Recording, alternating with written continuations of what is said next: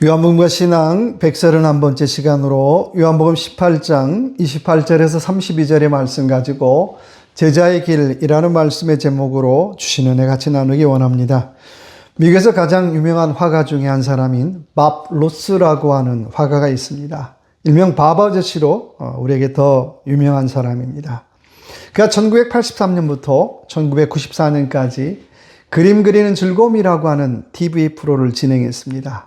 그런데 그 시간 동안 미국 사람들 8천만 명이 동시에 시청을 했고요.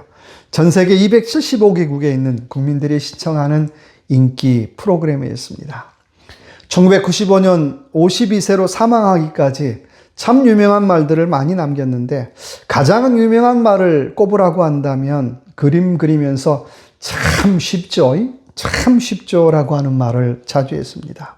얼마나 쉬운가 하면 실제로 30분 안에 그림을 완성합니다. 붓을 몇 번 하면 산이 만들어지고 호수가 생겨지고 하늘이 만들어졌어요. 그림 그리는 것이 아니라 마치 마술을 보는 것 같았습니다. 그런 밥 아저씨가 가장 많이 사용한 말이 있다면 행복이란 단어와 대단하다는 말이었습니다. 왜 그런 말을 했을까? 행복이라는 말은 누구나 다 그림 그리는 일이 행복하고 또 그림 그리는 순간만큼은 누구나 다 행복하기를 바라는 마음으로 행복이라고 하는 단어를 참 많이 사용했습니다. 그리고 대단하다는 말은 지금은 내가 그림 그리는 일이 좀 서툴고 부족해도 나중에는 대단한 그림을 그릴 수 있다는 그런 마음을 주기 위해서 계속해서 대단합니다 라고 하는 메시지를 전달했습니다. 이런 밥 아저씨는 우리에게 행복 전도사였어요. 행복을 전해주는 사람이었습니다. 그런데 여러분, 신앙생활도 마찬가지 아닐까요? 신앙생활하는 것도 행복해야 할 줄로 믿습니다. 여러분 행복하십니까? 내가 기도하는 것이 행복하고 찬송하는 것이 행복하고 말씀 보는 것이 행복합니까? 만약에 행복하지 않고 나는 다 억지로 한다면 그것은 신앙생활이 아니라 고역이고 고통이죠. 내가 행복하게 신앙생활을 해야 쉽지 않은 제자의 길도 걸어갈 수 있는 것입니다. 오늘 본문의 말씀은 빌라도 앞에서 예수님께서 재판, 신문을 받는 내용이에요. 이 말씀 가지고 다시 한번 제자의 길이라고 하는 좀 무겁지만 이런 주제 가지고 같이 나눠보기를 원합니다. 첫째는 28절의 말씀입니다. 그들이 예수를 가야바에게서 관정으로 끌고 가니 새벽이라. 첫째, 나는 무엇을 위해서 밤을 새우고 있는가라고 하는 질문입니다. 도대체 무엇을 위해서 그렇게 열심히 했는가라고 하는 질문이에요. 오늘 예수님은 우리 시간으로 목요일 저녁에 잡혀서 신속하게 재판을 받습니다. 그리고 오늘 지금 세 번째 신문을 받고 있죠. 처음에는 안나스에게, 두 번째는 가야바에게, 이제는 최고의 결정권자인 로마 총독인 빌라도에게 보내집니다. 당시 유대율법에는 공의 신문은 항상 낮에 모이게 되어 있어요. 그리고 예루살렘 성전에 있는 법정에서 꼭 모이도록 법으로 못을 박아놨어요. 근데 가야바 그것도 안 지켜요. 뭐가 그렇게 급했는지 밤샘 신문해요. 그리고 일사천리로 재판을 진행하더라는 것입니다. 흔히 하는 말로 역사는 밤에 이루어진다라고 하는데 사실 밤에 이루어지는 역사는 대부분 다 불법의 역사예요. 왜 떳떳하면 낮에 못 모입니까? 그러니까 아주 급한 일 아니면 밤에 몰래 이루어지는 일은 대부분 다 불법적인 일들이에요. 그러니까 여러분, 밤에 누가 불러내도 나가지 말라는 거예요. 좋은 일이 아닐 가능성이 참 높아요. 그런데 그들이 그토록 빨리 재판을 진행한 이유가 뭘까요? 요한복음 11장 48절 이하에 보니까 이런 말씀이 나와요. 예수님을 따르는 사람들이 많은데 이 일로 밀란이 나서 로마 사람들이 다 와서 우리의 땅을 빼앗을 것이라. 밀란이 나서 사람들 때문에 밀란이 나서 로마 사람들이 우리 땅을, 우리 집을 빼앗으면 어떻게 하냐라고 하는 그 두려움 때문에 이렇게들 서두르고 있더라고 하는 것입니다. 그래서 31절의 말씀처럼 서둘러서 사형을 언도해요. 서둘러서 사형을 집행해요. 오늘 유대 지도자들은 예수님을 죽이려고 잠 못 이루는 밤을 보내고 있어요. 얼마나 한심스러운 일이에요. 요즘 정치인들을 보면 좀 자기하고 반대되는 사람을 발견하면 그 사람 죽이려고 잠 못 이루는 사람이 많은 것 같아요. 여러분, 나하고 뜻이 반대되면 다 죽여야 합니까? 이것은 북한의 김정일하고 다른 게 뭐가 있을까요? 그러니까 정말 무엇을 위해서, 무엇 때문에 잠 못 이루고 있느냐라고 하는 것입니다. 정치인은 자기하고 반대되는 사람을 죽이기 위해서 잠 못 이루는 것이 아니라 국민을 살리는 일로 잠 못 이루어야 할 줄로 믿습니다. 나라를 건강히 세우는 일 때문에 잠 못 이루는 밤이 많아야 된다는 거예요. 여러분, 예수님이 자기하고 반대되는 사람들을 죽이기 위해서 잠 못 이루는 밤을 보낸 적이 있습니까? 없지요. 예수님은 어떻게 하면 아버지가 주신 사명을 감당하기 위해서 잠 못 이뤘어요. 아버지가 주신 뜻을 이루기 위해서 잠 못 이루고 있더라는 거예요. 여러분, 목사님들, 장로님들, 나는 주님 주신 사명 때문에 잠 못 이루는 밤이 며칠이나 되십니까? 저도요, 남들에게 좀 분하고 억울한 일 당하면 씩씩거리며 잠 못 자요. 그런데 정말 하나님이 주신 사명 때문에 잠 못 잔 밤이 며칠이나 되느냐는 거예요. 더 나아가 기도하는 일 때문에 잠 못 이룬 적이 있느냐는 거예요. 하나님 주신 사명 때문에 잠 못 이룬 적이 있느냐는 것입니다. 이렇게 잠 못 이루는 밤이 없으니까 입만 열면 엉뚱한 소리예요. 저도 목사지만 목사가 가장 부족한 시간 뭘까요? 기도하는 시간 부족해요. 말씀 보는 시간 부족해요. 부족하니까 입만 열면 엉뚱한 소리 하는 거예요. 그래서 주님은 누가복음 22장 40절 이하에 너희는 유혹에 빠지지 않게 기도하라 라고 말씀하시면서 내 원대로 마옵시고 아버지의 원대로 되기를 원합니다 라고 기도하고 있어요. 똑같이 밤을 지새우는데 바리새인들하고 사두개인들은 예수님을 죽이기 위해서 밤을 지새우는데 예수님은 아버지의 뜻대로 되기를 원합니다라고 하는 아버지의 뜻을 이루기 위해서 밤을 지새우고 있더라는 거예요. 인류를 구하는 뜻, 한 생명이라도 더 살리는 그 생명이라고 살리는 그 뜻을 이루기 위해서 밤을 지새우고 있더라고 하는 것입니다. 오늘도 대체 저와 여러분, 우리는 무엇을 위하여, 무엇 때문에 밤을 세우고 있습니까? 우리가 화가 나고 분이 나서 다른 사람들을 넘어뜨리고 해코지하려는 음모로 밤 지새우지 말라는 거예요. 정말 우리가 신앙인이라면 내가 어떻게 하면 한 생명을 살릴 수 있을까라고 하는 고민으로 밤을 지새우길 바랍니다. 내가 어떻게 하면 교회를 건강히 세울까라고 하는 그런 고민 때문에, 그런 바람으로 밤을 지새우라고 하는 거예요. 내가 어떻게 하면 하나님의 영광을 위할까라고 하는 고민으로 밤을 지새울 수 있는 저와 여러분의 삶이 되시길 주님의 이름으로 축원합니다. 두 번째는 28절의 말씀 하반부입니다. 그들은 더럽힘을 받지 아니하고 유월절 잔치를 먹고자 하여 관정에 들어가지 아니하더라. 유월절 잔치를 먹고자 하여 관정에 들어가지 아니하더라. 두 번째는 겉모양이 아니라 속마음이 중요하다는 거예요. 바뀌냐 아니냐가 중요한 것이 아니라는 거예요. 오늘 예수님을 가야바와 유대인들은 예수님을 총독 관저까지 데리고 왔죠. 그런데 정작 이들은 안으로 들어가지 않아요. 이유는 오늘 말씀 보니까 유월절 잔치를 먹고자 하여라고 말씀하고 있어요. 이 말씀이 무슨 말씀입니까? 유월절 전에 유대인이 이방인의 집에 들어가면 부정해요. 그리고 부정 타서 유월절 잔치에 참석할 수가 없죠. 유월절 잔치에 누룩 없는 빵도 못 먹고 쓴 나물도 못 먹고 구운 양고기도 먹을 수가 없어요. 혹시라도 내가 또 유월절 잔치 음식을 못 먹으면 남들 눈에, 다른 사람들 눈에 저 사람 부정한 사람이야 라고 하는 손가락질 받고 소문날까 봐 고소는 하지만 재판장인 관저 안으로 들어가지 않더라고 하는 것입니다. 고소는 했는데 고소인이 참석하지 않는 이상한 재판이에요. 뭐 이런 재판이 다 있어요. 빵 한 조각 먹겠다고 재판장에 들어가지 않아요. 고기 한 조각 먹겠다고 재판장에 들어가지 않아요. 그만큼 이들은 남들을 보는 눈을 신경 쓰며 살더라고 하는 거예요.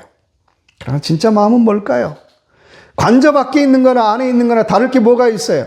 똑같잖아요. 속보이잖아요. 50보 100보예요. 사실 몸은 관저 바깥에 있지만 마음은 이미 관저 안에 들어가 있잖아요. 재판에 참석하고 있고요. 예수님에게 사형을 언도하고 있더라고 하는 거예요. 그런데 겉으로는 안 그런 채 하고 겉으로는 법을 지키는 사람처럼 잘 행동하더라는 거예요. 여러분, 빤히 속보이잖아요. 우리들도 남들이 나를 어떻게 볼까 하는 눈을 참 신경 쓰며 살아가요. 여러분, 이거 중요하죠. 그런데 더 중요한 것이 있다면 우리의 속마음이라는 거예요. 남들 눈에 빤히 속이 보이는 일을 하지 말라는 거예요. 남들 눈에 빤히 속이 보이는 신앙생활 하지 말라는 거예요. 내가 봉사를 했습니다라고 하는 게 중요한 게 아니라 남들 눈에 빤히 보이는 봉사하지 말라는 거예요. 내가 기도를 해도 마찬가지고 남들 눈에 빤히 보이는 기도하지 말라는 거예요. 속 보이는 기도하지 말라는 거예요. 고린도후서 5장 17절의 말씀에 너희는 그리스도 안에서 새로운 피조물이라고 주님께서 말씀하십니다. 내가 새로운 피조물로 산다는 것은 뭘까요? 눈에 보이는 것으로만 사람을 판단하고 정죄하지 않는다는 거예요. 눈에 보이는 것에만 목숨 걸고 살지 않는다는 거예요. 보이는 것보다 보이지 않는 걸 더 귀하게 생각하며 산다는 것입니다. 눈에 보이지 않지만 보이지 않는 것에 더 많은 가치와 더 많은 의미를 두고 산다는 것입니다. 그러면 덜 속보이는 행동이에요. 사람들이 나를 어떻게 생각할까? 사람들이 나를 어떻게 볼까라고 하는 것이 아니라 하나님이 나를 어떻게 보실까라고 하는 그 질문을 하고 살더라고 하는 것입니다. 이사야 26장 3절의 말씀에 주께서 심지가 견고한 자를 평강하고 평강하도록 지키시리니 이는 그가 주를 신뢰함이니다라고 말씀하고 있어요. 속마음이 중요하더라고 하는 것입니다. 영국의 크리스천 투데이에 나온 그리스도인이 마음을 지키는 5가지 방법에 대해서 여러분에게 좀 소개하려고 합니다. 내가 어떻게 하면 빤히 속보이는 행동을 하지 않을까? 첫째는 하나님의 뜻을 먼저 구하라는 것입니다. 내가 이 일을 감당할 수 있습니다가 아니라 나는 그 일을 놓고 하나님의 뜻을 먼저 구했느냐는 거예요. 두 번째는 나의 동기를 살피라는 것입니다. 도대체 내가 그 일을 하는 동기가 무엇이냐는 거예요. 세 번째는 나는 어떤 가치를 따르고 일하는가라고 하는 질문입니다. 세상적인 가치인가? 정말 하나님의 가치인가라고 하는 질문을 하고 그 일을 하라고 하는 것입니다. 네 번째는 말씀대로 살려고 했는가라고 하는 질문이에요. 그리고 5번째는 나도 살고 이웃도 살리는 이웃사랑을 실천하고 있는가라고 하는 질문입니다. 이 하루 저와 여러분의 삶, 정말 사람들이 나를 어떻게 보느냐가 아니라 하나님께서 나를 어떻게 보실까라고 하는 그런 질문을 하고 마음을 지키며 살아가는 귀한 이 한 주간의 삶이 되시길 주님의 이름으로 축원합니다. 세 번째는 32절의 말씀입니다. 이는 예수께서 자기가 어떠한 죽음으로 죽을 것을 가리켜 하신 말씀을 응하게 하려 함이로라. 세 번째는 나의 마지막을 잘 준비하고 살라는 것입니다.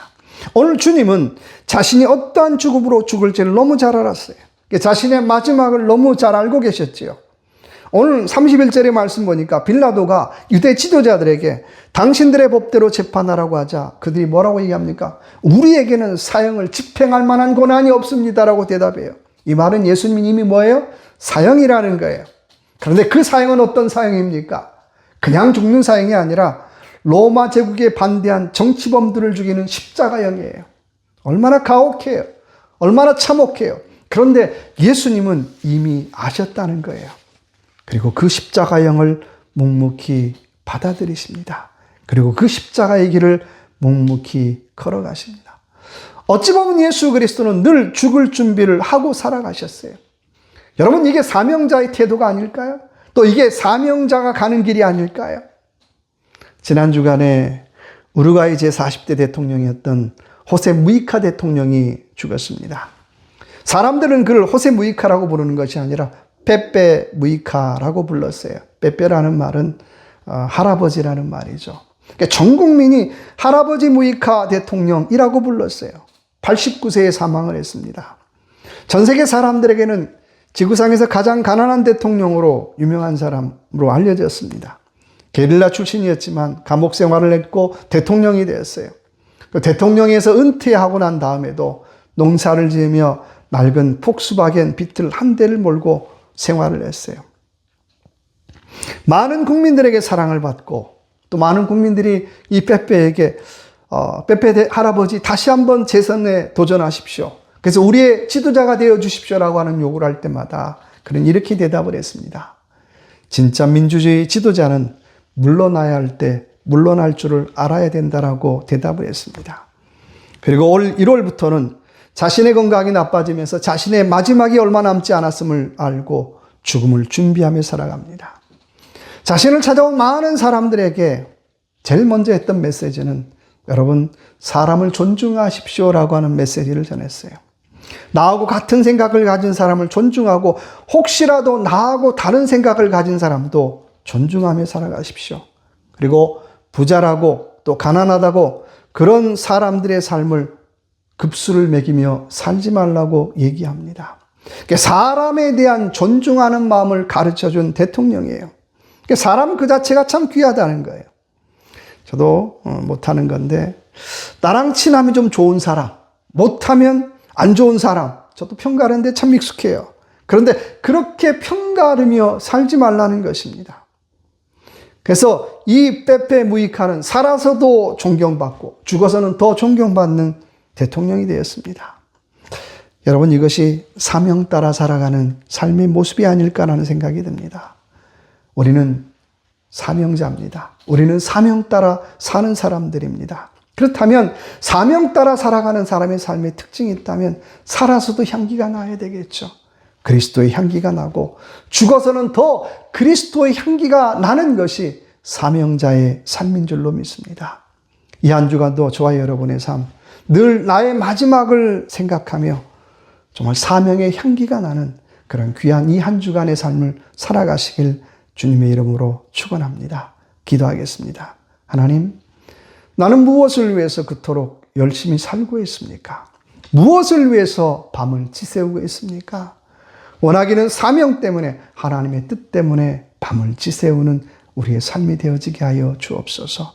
내가 살아서도 그리스도의 향기가 나고 죽어서는 더 많은 향기가 나는 그런 아름다운 삶을 살아갈 수 있도록 은혜 베풀어 주시옵소서. 이 한 주간도 하나님의 뜻이 무엇인가, 하나님께서 나를 보시기에 어떻게 생각할까를 늘 질문하면서 많이 속이 보이는 삶이 아니라 하나님 앞에 참 잘했다 칭찬받는 우리의 삶이 될 수 있도록 은혜 베풀어 주시옵소서. 함께하여 주실 걸 믿고 예수 그리스도 이름으로 간절히 기도드립니다. 아멘.